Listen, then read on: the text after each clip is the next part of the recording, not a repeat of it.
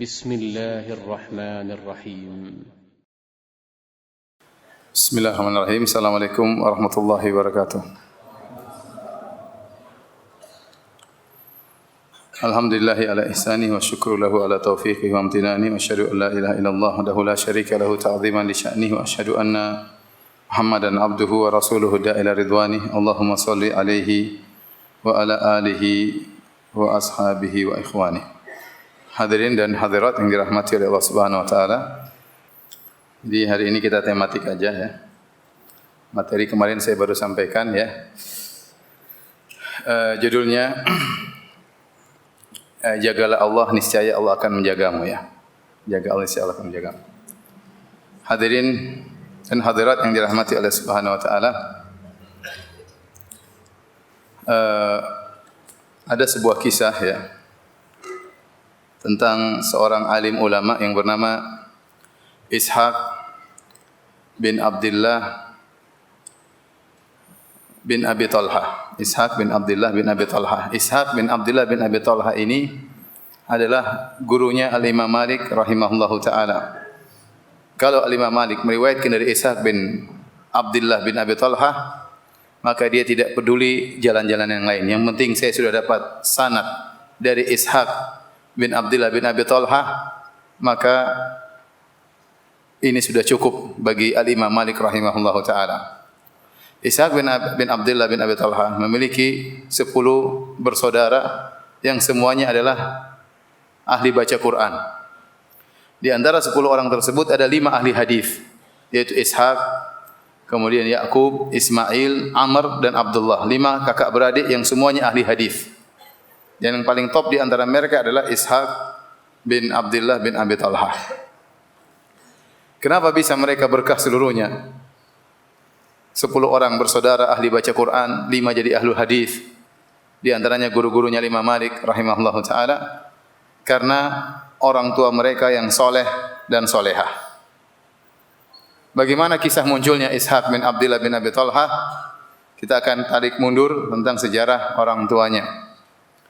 Nenek moyang mereka adalah Abu Talha radhiyallahu anhu, sahabat mulia Abu Talha Al-Ansari radhiyallahu taala anhu.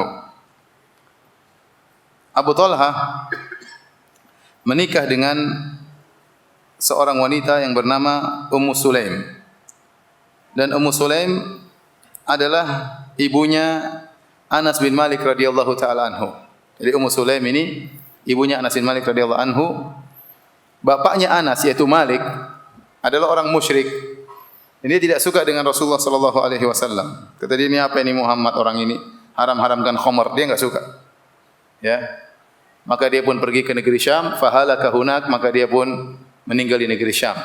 Akhirnya Ummu Sulaim menjanda, kemudian dilamar oleh seorang bernama Abu Talha Al-Ansari.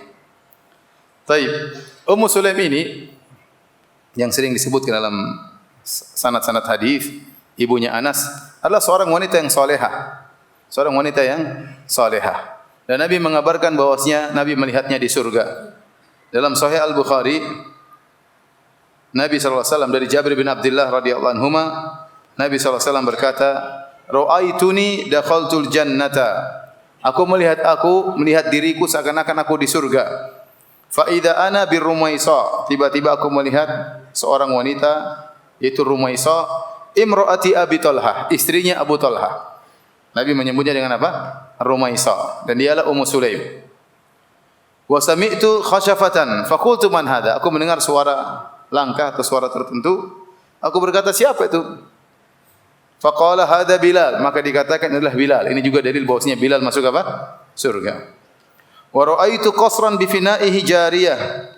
Dan aku melihat ada suatu istana di surga, di pelatarannya ada bidadari, seorang gadis. Faqultu liman hadha, maka aku bertanya, siapa pemilik istana ini? Faqala li Umar, maka dikatakan istana itu milik siapa? Umar bin Khattab radhiyallahu anhu. Kata Nabi, fa aradtu an adkhulahu fa anzur ilaihi. Aku ingin masuk istana tersebut, aku ingin lihat ke dalam istana tersebut. Nabi ingin tahu isinya. Fadzakartu ghairataka, kata Nabi kepada Umar, namun saya ingat engkau memiliki ghirah wahai Umar ya. Engkau punya rasa kecemburuan ya. Masa aku masuk dan minta izin sama kamu? Intinya gitulah. Kata Umar, "Ya Rasulullah, a'alaika aghar?" Ya Rasulullah, apakah aku cemburu kepada engkau? Kata Umar, maksudnya silakan masuk aja, enggak usah minta izin, tinggal masuk aja ke istanaku di surga. Intinya dalam hadis ini Nabi mengabarkan bahwasanya Nabi melihat Ar-Rumaisa Ummu Sulaim, istrinya Abi Thalha, ternyata di surga. Inilah Ummu Sulaim radhiyallahu anha yang tatkala datang Nabi sallallahu alaihi wasallam berhijrah dari Mekah ke Madinah, maka dia pun mengantar Anas bin Malik kepada Nabi sallallahu alaihi wasallam. Kata beliau, "Ya Rasulullah, hadza Unaisun yakhdimuka." Ya Rasulullah, inilah putraku Unais, dia akan menjadi pembantumu. Ummu Sulaim ingin putranya Anas bin Malik radhiyallahu anhu benar-benar mendapatkan pelajaran dari Rasulullah sallallahu alaihi wasallam, maka setelah itu Anas bin Malik pun menjadi pembantu Nabi sallallahu alaihi wasallam selama 9 atau 10 tahun sampai wafatnya Rasulullah sallallahu alaihi wasallam. Dan ini menunjukkan ya bagaimana cerdasnya sang ibu ya yang menjadikan putranya Anas bin Malik pembantu Nabi sallallahu alaihi wasallam. Nah, Anas bercerita tentang bagaimana pernikahan antara Abu Thalha dengan ibunya Ummu Sulaim. Kata Anas bin Malik radhiyallahu anhu, qala Malikun Abu Anasin limraatihi Ummu Sulaim. Berkata Malik, yaitu bapaknya Anas, kepada istrinya, itu Ummu Sulaim, "Inna hadzal rajula yakni Nabi sallallahu alaihi wasallam yahrimul khamar." Sungguhnya orang ini yaitu Muhammad mengharam-haramkan khamar. Dia enggak suka dengan Rasulullah sallallahu alaihi wasallam mengharamkan khamar. Famtalaqa hatta ata Syam, maka dia pun pergi sampai dia tiba di negeri Syam. Fahalaka hunaka, maka dia pun meninggal di sana. Setelah meninggal Malik, bapaknya Anas bin Malik, maka menjandalah Ummu Sulaim. Faja'a Abu Thalha, maka datanglah Abu Thalha Al-Ansari radhiyallahu anhu. Fa khataba Ummu Sulaim, maka dia pun melamar Ummu Sulaim. Dia melamar. Fa kallamaha fi dzalik, maka dia pun berbicara dengan Ummu Sulaim. "Wahai Ummu Sulaim, aku ingin melamarmu, menikahimu." Tapi Abu Thalha masih musyrik. Masih apa? Musyrik. Faqalat, maka Ummu Sulaim menjawab dengan baik. Dia berkata, "Ya Abu Thalha, wahai Abu Thalha, ma mithluka yurad." Orang seperti engkau tidak pantas untuk ditolak. Orang seperti Anda ni tidak pantas ditolak. Mungkin akhlaknya baik, budi pekerti. Pokoknya orang seperti engkau tidak pantas ditolak. Walakinnaka mru'un kafirun, tetapi engkau seorang non muslim. Tapi engkau seorang apa? Non muslim. Jadi kita sudah sepakat non muslim itu di akhirat nanti masuk non surga. Dan di surga nanti non stop. Di non surga non stop. Baik. Walakinnaka mru'un kafirun, tetapi engkau adalah seorang kafir. Wa ana mra'atun muslimah, adapun saya seorang wanita muslimah. La yasluhu li an atazawwajaka. Tidak pantas bagiku untuk menikah dengan seorang non muslim sepertimu. Faqala ma dzaka dahruk? Apa keinginanmu supaya saya bisa nikah dengan engkau? Abu Thalha bersikeras. Apa syaratnya intinya gitu? Apa yang kau inginkan? Wa ma dahri? Kata Ummu Sulaim, apa yang aku inginkan? Tidak ada. Qala as-safra wal bayda, apakah engkau ingin emas dan perak? Rupanya Abu Thalha bilang, kalau ingin emas perak saya siapkan. Yang penting mau nikah sama saya. Ya. Subhanallah, kalau kita baca sejarah tentang para sahabat ya, zaman dahulu enggak ada janda yang nganggur, enggak ada. Begitu menjanda ada yang ngelamar, begitu ada yang menjanda ada yang apa? Ngelamar. Kalau sekarang kasihan para janda. Kemudian apa kata Ummu Sulaim? Fa inni la uridu safra'a wala bayda'a. Aku tidak butuh emas dan aku tidak butuh perak. Inni uridu minkal Islam. Aku ingin kau masuk Islam. Fa in taslam fadzaka mahri. Kalau kau masuk Islam itulah maharku. Wala as'aluka ghairahu, dan saya tidak minta yang lain lagi. Penting kau masuk Islam, kawin sama saya. Faman li bidzalik? Kata, kalau gitu harus bagaimana? Apa yang harus saya lakukan? Kata Ummu Sulaim, laka bidzalika Rasulullah sallallahu alaihi wasallam. Kata Ummu Sulaim, pergilah engkau kepada Nabi sallallahu alaihi wasallam. Fantalaqa Abu Talha yuridu Nabiy sallallahu alaihi wasallam. Akhirnya datanglah Abu Talha menuju Nabi sallallahu alaihi wasallam. Kemudian dia menyampaikan hal tersebut ya kepada Nabi. Waktu dia datang kepada Nabi, Nabi dalam kondisi sedang duduk, jalisun fi ashabi. Nabi sedang duduk bersama para sahabatnya di Madinah. Falamma ra'ahu, tatkala Nabi lihat Abu Talha datang, Nabi berkata, "Ja'akum Abu Talha, ghurratul Islam baina ainaihi." Dia datang Abu Talha dan cahaya Islam berada di hadapan wajahnya, di antara kedua matanya. Dan benar. Maka dia pun mengabarkan kepada Rasulullah sallallahu alaihi wasallam apa yang dikatakan oleh Ummu Sulaim. Maka akhirnya Abu Talha pun menikah dengan Ummu Sulaim radhiyallahu taala anha dan jadilah Abu Talha radhiyallahu anhu. Masya Allah ya. Ya. Tidak ada suami, tiada istri yang paling berjasa kepada suaminya seperti jasa Ummu Sulaim kepada siapa? Abu Talha. Gara-gara Ummu Sulaim, Abu Talha akhirnya masuk apa? Islam.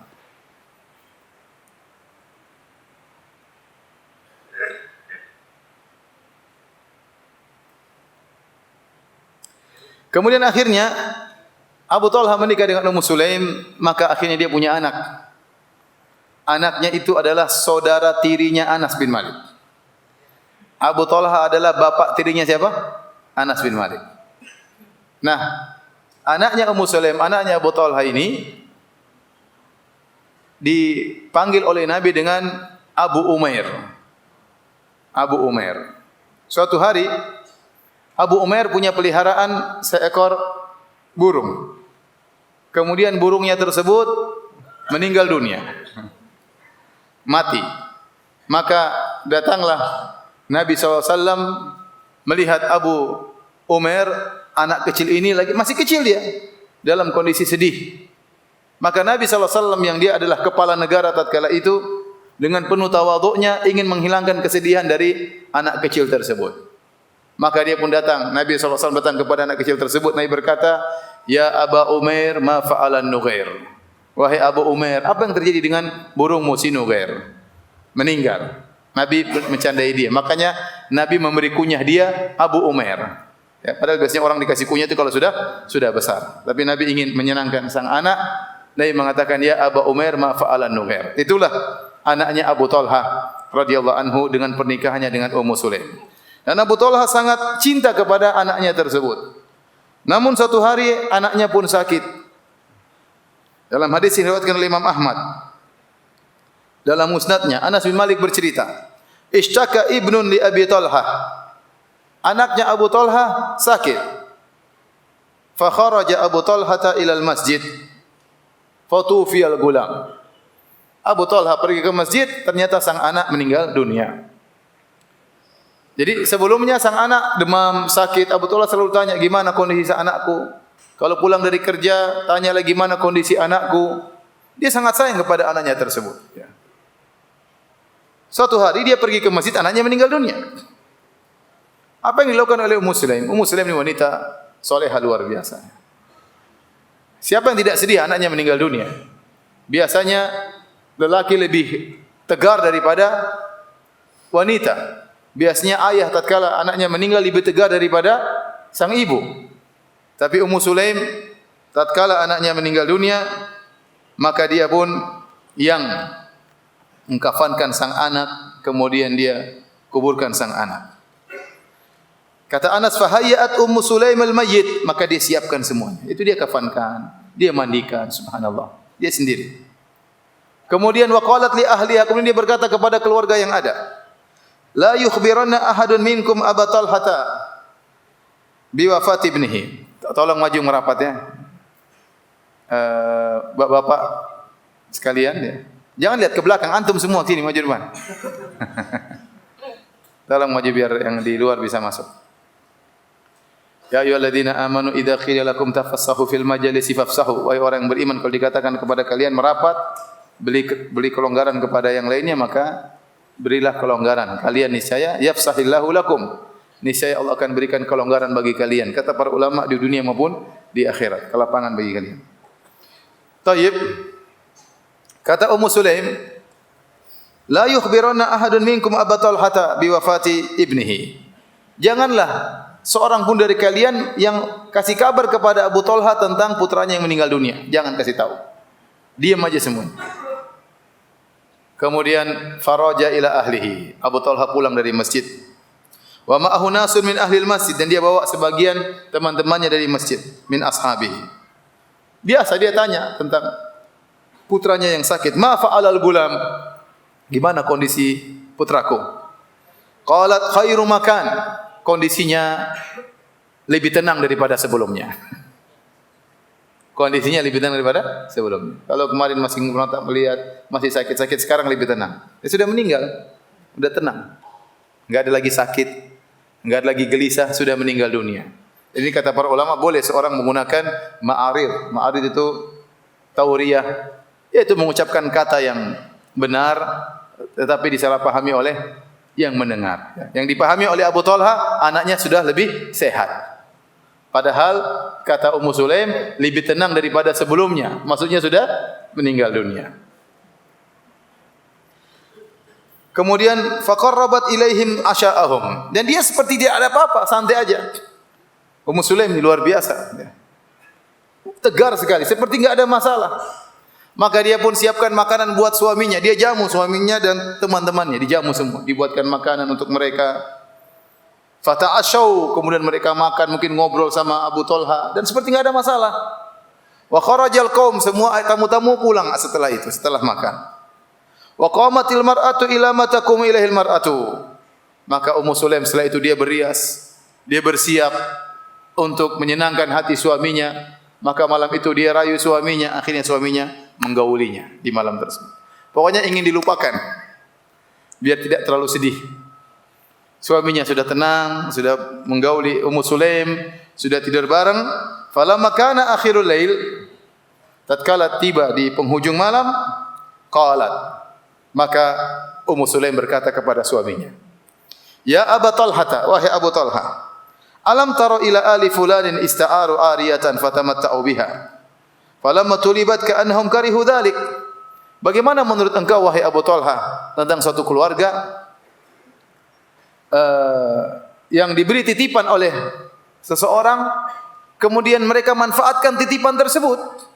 Kasih pinjam, kasih titipan, dipakai titipan tersebut. Tatkala sang pemilik minta kembali titipan, mereka kayaknya enggak suka titipan tersebut diambil. Bagaimana menurut engkau? Kata Abu Talha, ma ansafu, mereka tidak adil kalau begitu. Sudah dikasih titipan, pinjaman, sudah dipakai, diminta kembali kok susah. Maka ini mukaddimah dari Ummu Sulaim. Qalat, maka Ummu Sulaim berkata, fa inna ibnaka kana 'ariyatan minallahi tabaraka wa ta'ala. Sungguhnya putramu tersebut adalah titipan dari Allah Subhanahu wa taala. Wa innallaha qabadahu, dan Allah telah mengambil titipannya tersebut. Subhanallah. Fastarja'a wa hamidallah. Apa yang dilakukan oleh Abu Talha? Luar biasa sedihnya. Betapa sayang dia kepada anak tersebut. Tapi semua yang dilakukan oleh Ummu Sulaim ini membuat dia sabar. Bayangkan dikasih makan malam, dirayu, sudah bergaul, kasih mukaddimah lagi tadi. Akhirnya fastarja'a wa hamidallah. Maka dia mengatakan, inna lillahi wa inna ilaihi raji'un. Alhamdulillah ala kulli hal. Masyaallah. Sahabat, suami yang soleh, istri yang soleha. Kalau enggak soleh, istrinya udah ngamuk-ngamuk. Anak saya, suaminya juga sudah enggak tahu kayak apa. Lihat bagaimana sahabat, dan tidak, ini bukan ujian yang ringan. Ujian berat. Anak meninggal. Betapa kita tahu bahwasanya anak adalah buah hati kita. Kita aja kerja setengah mati, setengah mampus ya, setengah hidup dan setengah mampus supaya anak-anak bisa senang. Supaya anak-anak bisa gembira. Mereka minta apa saja, kalau kita mampu kita belikan. Anak-anak, buah hati setiap orang. Waktu meninggal dunia, subhanallah, betapa berat hati Abu Talha. Tapi lihat istrinya yang sabar luar biasa, meringankan beban semuanya. Istrinya saja yang harusnya lebih sedih daripada dia, tegar. Maka dia cuma mengatakan, fastarja'a wa hamidallah, inna lillahi wa inna ilaihi raji'un, alhamdulillahi ala kulli hal. Falamma asbaha, tatkala pagi hari, ghada ala Rasulillah sallallahu alaihi wasallam. Dia pun pergi kepada Nabi sallallahu alaihi wasallam. Dia kabarkan semuanya, apa yang terjadi. Maka apa kata Nabi sallallahu alaihi wasallam kepada Abu Talha? A'rastumul lailah? Apakah tadi malam kau gauli istrimu? Kata Abu Talha, iya ya Rasulullah. Kata Rasulullah sallallahu barakallahu lakuma fi lailatikuma. Semoga Allah berkahi kalian berdua tadi malam kalian berdua. Allah berkahi apa yang kalian lakukan tadi malam. Maksudnya hubungan kalian semoga diberkahi oleh Allah Subhanahu wa taala. Fahamilat, akhirnya Ummu Sulaim hamil gara-gara semalam itu. Gara-gara hubungan malam tersebut, akhirnya Ummu Sulaim hamil. Kemudian beberapa kali Ummu Sulaim ketemu dengan Nabi sallallahu alaihi wasallam, ikut serta dalam beberapa safar Nabi sallallahu alaihi wasallam. Nabi tahu Ummu Sulaim lagi hamil. Ya. Nabi dekat dengan keluarganya Anas bin Malik. Itulah kata para ulama, Nabi ini tahu Anas bin Malik adalah pembantu Nabi dan Nabi sallallahu alaihi wasallam perhatian terhadap keluarga Anas bin Malik. Dia perhatian terhadap keluarga pembantunya. Makanya Nabi punya perhatian khusus terhadap Ummu Sulaim. Kalau kamu kelahiran kasih tahu saya. Akhirnya kata Anas bin Malik radhiyallahu taala anhu, fawaladat hulailan, setelah 9 bulan berikutnya akhirnya Ummu Sulaim melahirkan seorang putra. Ya, subhanallah. Putra tersebut dilahirkan di malam hari. Dia mau kasih tahnik, mau ambil korma kasih putranya. Tetapi kata Anas bin Malik, wa karihat an tuhannikahu hatta yuhannikahu Rasulullah sallallahu alaihi wasallam. Tetapi Ummu Sulaim enggan untuk mentahnik anaknya sebelum ditahnik oleh Nabi sallallahu alaihi wasallam. Anaknya lahir malam enggak dikasih makan. Enggak dikasih tahnik. Mungkin dikasih susu tapi enggak dikasih apa? Tahnik. Nunggu sampai besok. Tatkala keesokan harinya, fahamaltuhu qudwatan, aku pun gendong adikku tersebut, adik tirinya Anas bin Malik. Fahamaltuhu qudwatan, di pagi hari, aku gendong anaknya adik tiriku tersebut, wa ma'iya tamaratun ajwa, tamaratu ajwatin, dan aku bawa beberapa butir korma ajwa. Fawajadtuhu yahna'u aba'ir lahu au yasimuha. Aku dapati Nabi sedang sibuk, sedang kasih tanda kepada onta-ontanya. Dengan cat atau dengan dilukai, ditandai. Ya. Fakultu, maka aku berkata, ya Rasulullah, inna Ummu Sulaimi waladatil lailata. Ya Rasulullah, sungguhnya Ummu Sulaim melahirkan tadi malam. Fakarihat an tuhannikahu hatta yuhannikahu Rasulullah sallallahu alaihi wasallam. Dan dia tidak mau mentahnik anaknya sampai Anda yang mentahniknya terlebih dahulu. Kata Rasulullah sallallahu alaihi wasallam, amaka asyid? Apa kau bawa sesuatu? Qultu tamaratu ajwa, saya bawa beberapa butir korma ajwa. Fa akhadha ba'dahunna famadagahunna, maka Nabi ambil beberapa butir, kemudian Nabi kunyah-kunyah ya korma tersebut. Tsumma jama'a buzaqahu, ya, kemudian Nabi mengumpulkan liurnya yang bercampur dengan korma tersebut, kemudian Nabi apa namanya itu? Ke mulutnya apa? Masukkan ke mulut anak kecil tersebut. Faja'ala yatalamadhu. Begitu Nabi masukkan korma tersebut, anak tersebut mulai lidahnya dikeluarin mengisap apa? Mengisap makanan yang dimasukkan oleh Nabi sallallahu alaihi wasallam, tahnik Nabi sallallahu alaihi wasallam. Kata Nabi sallallahu alaihi wasallam tatkala melihat sang bayi keluarkan lidahnya, joel-joel apa? Jilat-jilat korma. Kata Nabi, hubbul ansar tamar. Orang Ansor suka dengan korma. Ini bayi Ansor sejak kecil suka apa? Korma.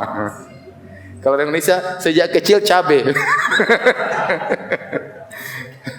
Sejak kecil suka apa? Suka korma. Hibbul ansar at-tamr. Kesukaan orang Ansor adalah apa? Korma. Lihat sekecil ini sudah menjilat-jilat korma. Qultu, kata Anas bin Malik, ya Rasulullah sammih, ya Rasulullah berilah nama kepada anak ini. Kata Rasulullah SAW, huwa Abdullah. Dia adalah siapa? Abdullah. Abdullah ini kemudian tumbuh berkembang menjadi anak soleh. Kemudian dia meninggal dalam peperangan, mati syahid. Namun dia punya anak 10 orang, semuanya ahli baca Quran. Di antaranya tadi saya katakan 5 orang ahli hadis, yaitu Ishaq, Ismail, Yaqub, Amr dan Abdullah. Seluruhnya ahli hadis. Dan di antara yang paling top di antara mereka adalah Ishaq bin Abdullah bin Abi Talha radhiyallahu taala anhu al-Ansari, dan dia adalah gurunya Al-Imam Malik rahimahullahu taala. Lihatlah bagaimana keberkahan yang Allah berikan kepada kedua orang tua yang soleh dan solehah ini, Abu Talha dan Ummu Sulaim. Dan benarlah sabda Nabi SAW, ihfadillaha yahfadka. Jagalah Allah, niscaya Allah akan menjaga engkau. Dan kata para ulama, bukan hanya engkau yang dijaga oleh Allah Subhanahu wa taala, bahkan keluargamu, bahkan keturunanmu akan dijaga oleh Allah Subhanahu wa taala. Hasil hubungan lelaki saleh dan wanita saleha, maka melahirkan anak yang saleh, bahkan cucu yang saleh luar biasa. Ya, dari anaknya anak Abdullah 10 orang semua ahli Al-Qur'an. Oleh karena cerita-cerita seperti ini banyak ya. Seperti saya pernah sampaikan ya, bagaimana ada seorang dari Yaman yang sudah tua, anaknya sangat banyak. Dia tidak begitu perhatian terhadap anak-anaknya. Tetapi anak-anaknya pada soleh semuanya. Waktu ditanya, kamu bisa? Tarbiyahnya begitu agak kurang, tetapi anak-anak soleh semua. Kata dia, saya yakin setiap saya gaul istri saya selalu berdoa, Allahumma jannibni syaitan, Allahumma jannibna syaitan, wa jannibi syaitana ma razaqtana. Hafal tidak itu? Hafal tidak? Yang jomblo enggak hafal, enggak apa-apa. Yang saya punya kawan di pondok dulu. Satu hari dia mau nikah. Dia mau nikah, mungkin malam-malam pertama, dia jalan di kamar kita.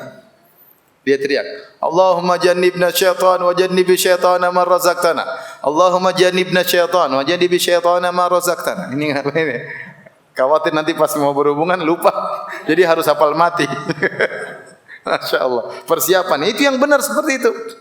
Dia mengatakan, saya sudah berdoa kepada Allah setiap berhubungan. Saya yakin syaitan tidak akan mendekati anak-anakku.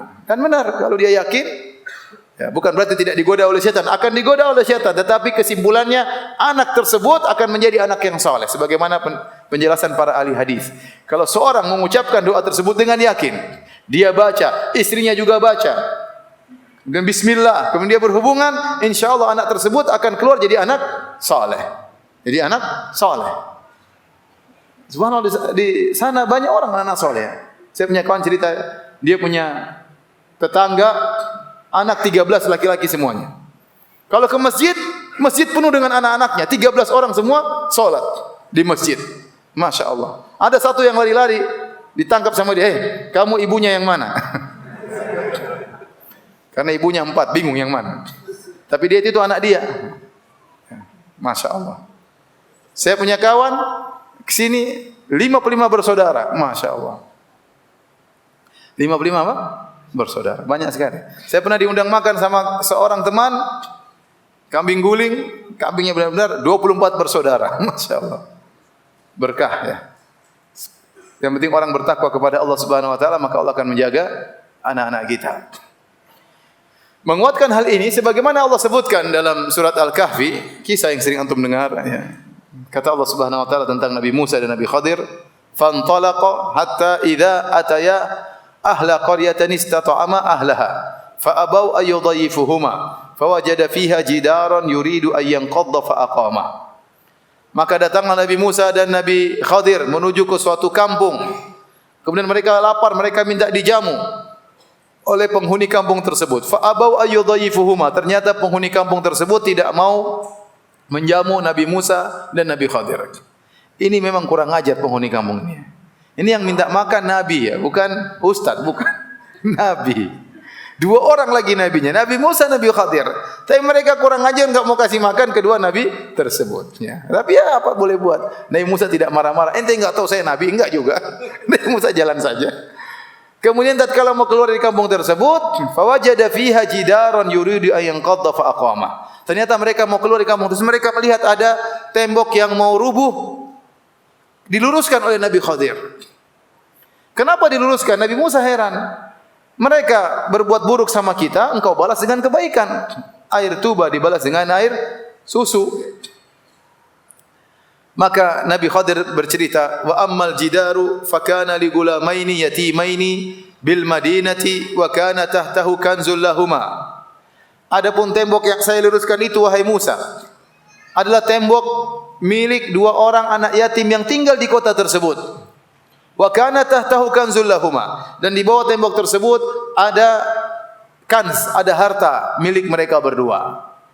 Kalau tembok tersebut miring, lama-lama kelihatan, karena kelihatan harta tersebut akan dirampas oleh orang lain. maka kalau saya luruskan tersembunyilah ya harta tersebut. Kata Nabi Khadir, wa kana abuhuma salihah. Orang tua dari kedua anak yatim ini adalah orang tua yang soleh.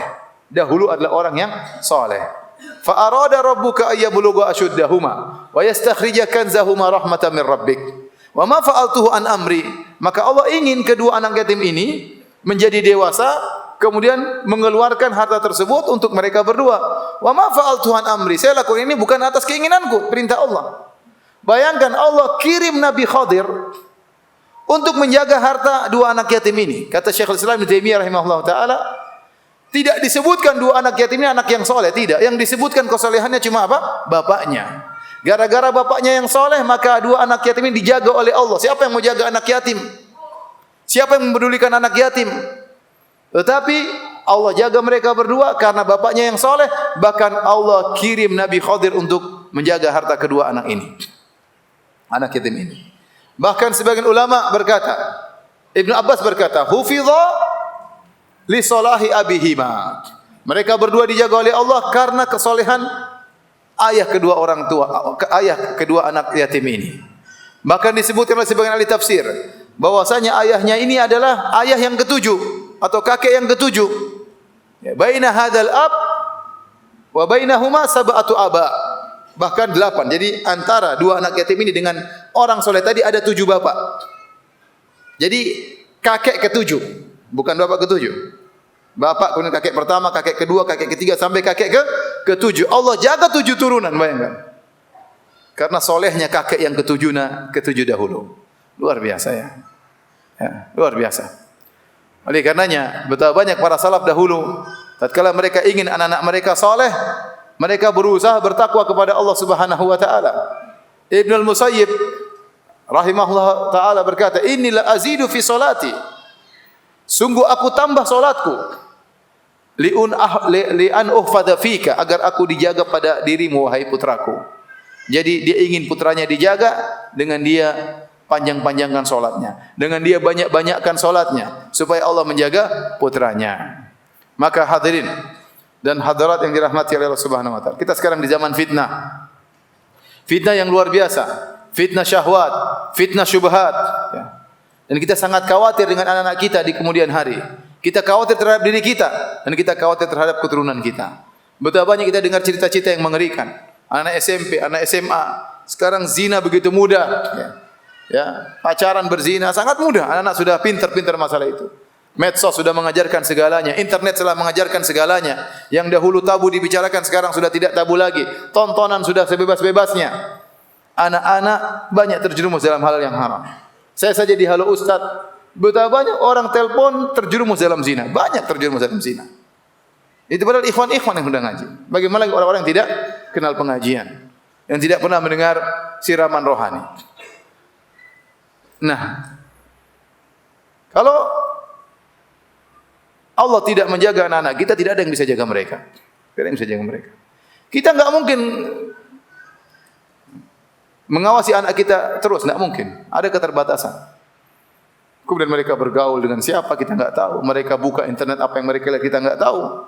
Maka di antara cara agar Allah menjaga anak-anak kita, hendaknya kita menjadi orang tua yang soleh dan solehah. Kita jaga diri kita. Makanya Nabi bersabda, "Ihfadillaha yahfazka." Jagalah Allah, maka niscaya Allah akan menjagamu. Baik. Hadirin hadirat yang dirahmati Allah Subhanahu wa taala. Apa maksudnya menjaga Allah dan apa maksudnya Allah menjaga kita? Menjaga Allah maksudnya menjaga syariat-syariat Allah Subhanahu wa taala. Tentunya kita tahu Allah tidak perlu dijaga. Allah justru yang menjaga ya.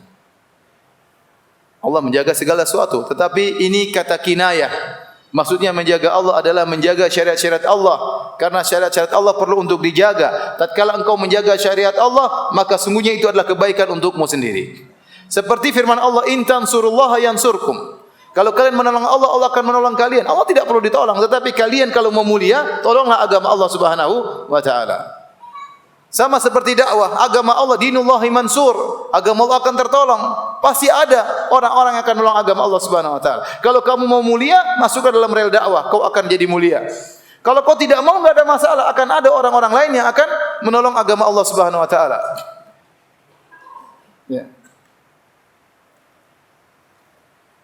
Jadi maksudnya menjaga syariat, menjaga Allah, menjaga syariat Allah, yaitu bihifzi awamirihi wa tarki nawahi wa hifzi huquqihi, yaitu dengan menjaga perintah-perintah Allah, jalankan perintah Allah, tinggalkan larangan-larangan Allah, dan jagalah hak-hak Allah Subhanahu wa taala. Intinya berusaha bertakwa. Intinya menjaga Allah itu jadilah engkau orang yang bertakwa. Kalau ada perintah kerjakan, ada yang haram tinggalkan. Itu akan berpengaruh pada dirimu dan berpengaruh pada anak-anakmu. Cepat atau lambat kau akan tahu pengaruh tersebut. Kau akan tahu pengaruh tersebut. Oleh karenanya seorang berusaha bertakwa kepada Allah. Sejauh mana dia bertakwa kepada Allah, sejauh itu pula ya penjagaan Allah kepadanya. Dan jangan kita berpikir bahwasanya kita menguntungkan Allah. Tidak, Allah tidak butuh dengan kita. Tetapi kalau kita bertakwa, keuntungan buat diri kita sendiri. Allah Subhanahu wa taala berfirman, "Wa may yashkur fa inna ma yashkuru li nafsihi." Barang siapa yang bersyukur, sungguhnya dia bersyukur kepada dirinya sendiri. Wa man kafara fa inna Allah ghaniyyun karim. Barang siapa yang kafir, maka Allah Maha Kaya dan Maha Mulia. Kata Allah dalam hadits qudsi, "Ya ibadi law anna awwalakum wa akhirakum wa insakum wa jinnakum kanu ala atqa rajulin qalbi rajulin wahidin minkum ma zada fil mulki syai'a." Kata Allah, "Wahai hamba-hambaku, kalau seandainya orang yang pertama dari kalian sampai yang terakhir, jin seluruhnya, semuanya hatinya bersih, putih seperti hati orang yang paling bertakwa di antara kalian, tidak akan menambah kekayaan Allah sama sekali. Seandainya seluruh manusia hatinya seperti Muhammad sallallahu alaihi wasallam, seandainya seluruh jin, seluruh malaikat seperti Jibril alaihissalam, tidak akan menambah kekayaan Allah sama sekali. Allah tidak butuh dengan ibadah kita. Kalau kalian beribadah untuk kalian sendiri, wa may yashkur fa inna ma yashkuru li nafsi. Wa man ihtada fa inna ma yahtadi li nafsi. Allah banyak dalam ayat seperti itu. Barang siapa bersyukur, bersyukur pada dirinya. Barang siapa yang dapat hidayah, untuk dirinya. Sebaliknya kata Allah, "Ya ibadi law ana awwalakum wa akhirakum wa insakum wa jinnakum kanu ala afjari qalbi rajulin wahidin minkum ma naqasa fi mulki syai'a." Wahai hamba-hambaku, seandainya manusia dari awal sampai akhir, seluruhnya manusia dan jin, hatinya seperti hati orang terburuk, semuanya seperti hati Firaun, semuanya iblis, tidak akan mengurangi kekayaan Allah sama sekali. Jadi kita ini kalau bertakwa untuk kita, bukan untuk Allah Subhanahu wa taala. Untuk kita.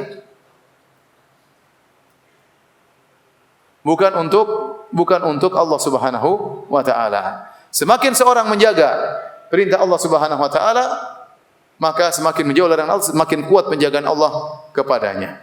Nah, Allah menjaga hamba-hambanya dengan dua penjagaan. Kata para ulama, yang pertama menjaga agamanya, yang kedua menjaga dunianya. Menjaga agamanya maksudnya apa? Orang yang bertakwa kepada Allah Subhanahu wa taala, maka Allah akan menjaga pandangannya. Allah akan menjaga pendengarannya. Allah akan menjaga hatinya. Kalau dia melihat yang haram, dia pasti gelisah, dia tidak suka. Dia tahu ini perkara dibenci. Hatinya tidak tentram kalau dia melihat hal yang haram. Bukan semakin melotot, enggak. Dia gelisah. Kalau dia mendengar yang haram, dia tidak betah. Dengar ibu-ibu misalnya ada yang gibah, ngerumpi, dia tidak betah. Dia bilang, "Assalamualaikum ibu-ibu." "Kenapa mbak kalian tukang gibah?" "Assalamualaikum," pergi. Dia tidak kuat mendengar berita-berita itu semuanya. Kenapa Allah beri hidayah kepada telinganya? Hatinya dia mau suudzon, tidak terima. Kenapa saya suudzon? Kenapa saya mesti hasad? Dibimbing hatinya oleh Allah Subhanahu wa taala. Dan itulah firman Allah dalam hadits qudsi. Kata Allah, "Wa la yazalu 'abdi yataqarrabu ilayya bin nawafil hatta uhibbah." Senantiasa hambaku mendekatkan dirinya kepadaku dengan perkara-perkara sunnah. Dia kerjakan perkara sunnah, dia baca Quran, salat-salat sunnah, sedekah-sedekah sunnah sampai aku mencintainya. Fa idza ahbabtuhu, kalau aku sudah mencintainya, kuntu sam'ahu alladhi yasma'u bihi, aku menjadi pendengarannya, dia mendengar dengannya. Wa basaruhu alladhi yubsiru bihi, aku menjadi penglihatannya, aku menjadi tangannya, aku menjadi kakinya. Kata Allah Subhanahu wa taala. Maksudnya apa? Allah bimbing dia. Matanya dibimbing oleh Allah, pendengar dibimbing oleh Allah Subhanahu wa taala, langkah kakinya dibimbing oleh Allah Subhanahu wa taala. Dia tidak akan langkahkan kakinya menuju bioskop, enggak. Kakinya menuju masjid, kakinya menuju pengajian. Mau pergi ke mall ragu-ragu. Ke mall banyak maksiat. Banyak orang buka-bukaan di sana. Enggak gelisah, enggak enak saya tinggal ngapain ke sana. Gelisah. Allah bimbing dia. Semua yang haram buat dia gelisah.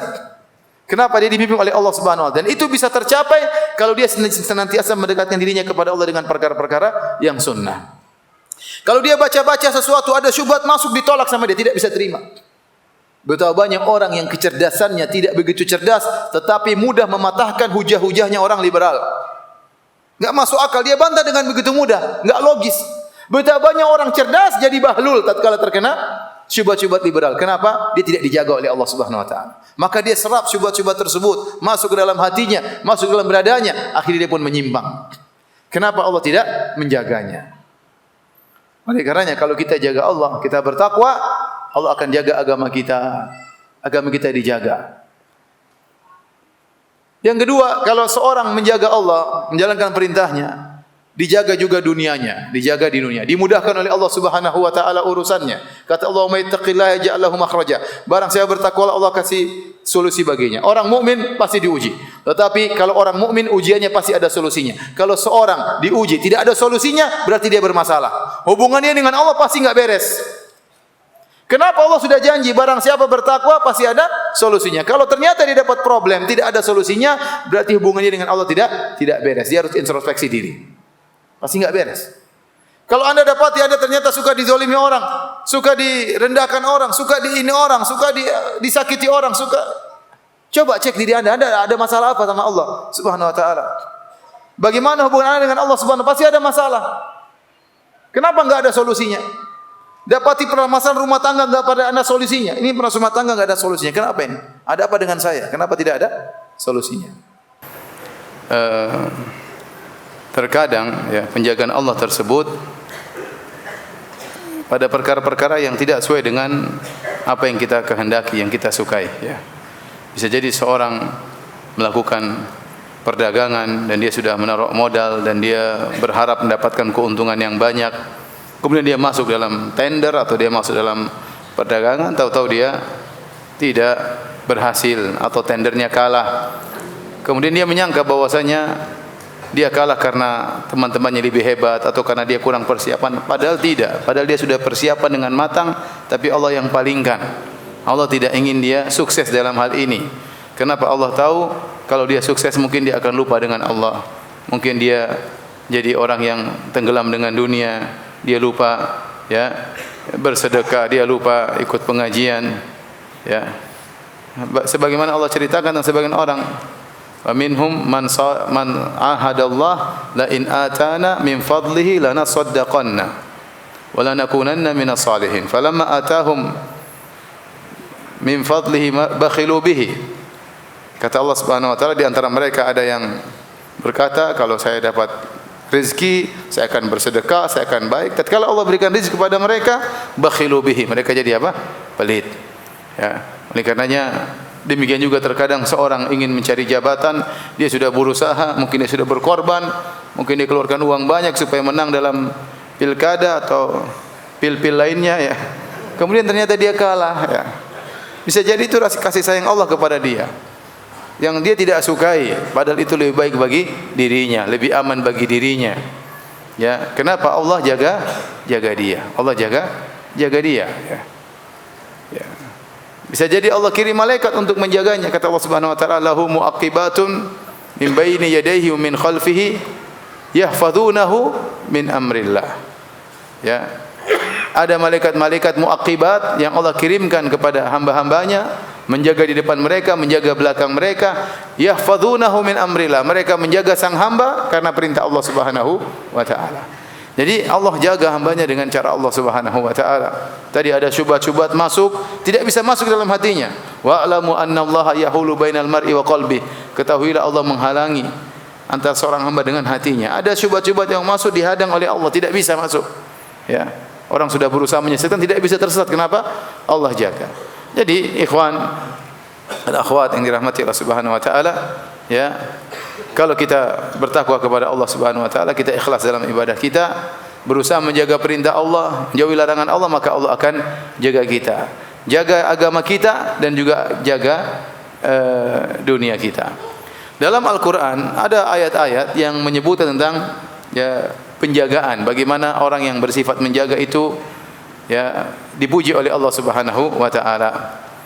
Seperti Allah sebutkan tentang ciri-ciri orang-orang mujahidin yang mereka masuk surga ya. Allah mengatakan di antara sifat-sifat mereka at-taibuna al-abiduna al-hamiduna as-sa'ihuna ar-raqi'una as-sajidun al-amiruna bil ma'ruf wan nahuna 'anil munkar wal hafizuna li hududillah. Dalam surat At-Taubah. Itu orang senantiasa bertobat sampai Allah mengatakan yaitu senantiasa senang memuji Allah Subhanahu wa taala sampai Allah berkata orang yang ruku dan sujud, kemudian Allah berkata wal hafizuna li hududillah, yaitu orang-orang yang menjaga batasan-batasan Allah. Allah puji di antara sifat-sifat penghuni surga adalah orang yang menjaga batasan-batasan Allah Subhanahu wa taala. Demikian juga Allah sebut dalam surat Qaf. Kata Allah Subhanahu wa taala wa uzlifatil jannatu lil muttaqina ghairu ba'id hadza ma tu'aduna likulli awwabin hafiz. Dan didekatkanlah surga kepada orang-orang yang bertakwa sehingga surga tersebut tidak jauh dari mereka. Kata para ulama ini bentuk pemuliaan Allah terhadap orang yang bertakwa. Surga didekatkan kepada mereka.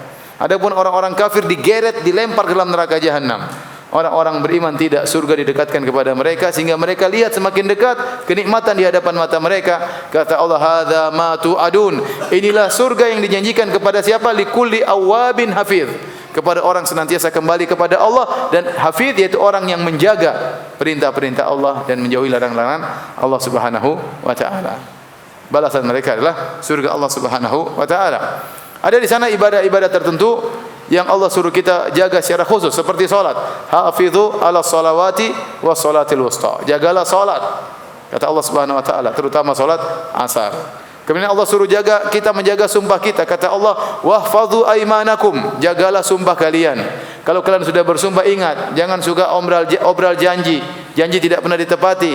Kalau kita sudah berjanji kepada istri kita, kepada suami kita, kepada anak-anak kita, ya, maka tepati janji tersebut. Kepada ibu kita, pada kawan kita, tepati janji tersebut. Ini di antara bentuk menjaga Allah Subhanahu wa taala. Wahfadhu aimanakum. Kemudian jaga kemaluan, walladzina li furujihim hafizun. Dan orang-orang menjaga kemaluan mereka illa ala azwajihim aw ma malakat aymanuhum fa innahum ghairu malumin. Faman ibtagha wara'a dzalik fa ulaika humul adun. Dan orang-orang menjaga kemaluan mereka kecuali kepada istri-istri mereka silakan. Kepada budak-budak mereka silakan.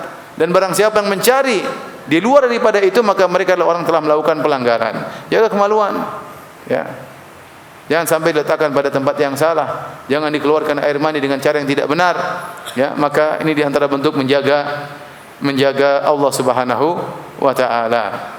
Ya. Kemudian kata Allah Subhanahu wa taala, "Fas-salihatu qanitatun hafizatun lil ghaib." Kepada para wanita Allah sifati dengan hafizatun lil ghaib. Wanita-wanita yang menjaga tatkala suaminya tidak ada. Menjaga maksudnya menjaga kehormatannya. Jangan dia berselingkuh tatkala suaminya tidak ada. Jangan dia chattingan sama orang lain tatkala suaminya tidak ada. Jangan dia ketawa-ketiwi dalam telepon tatkala suaminya tidak ada. Ini tidak diperbolehkan. Apalagi suaminya ada, lebih tidak boleh. Suaminya enggak ada, enggak boleh, ya. Kemudian apa? Hafizatun lil ghaib, menjaga harta suaminya. Kalau suami tidak ada, hartanya dijaga. Jangan dia hambur-hamburkan harta suaminya, apalagi ATM suaminya dia yang pegang.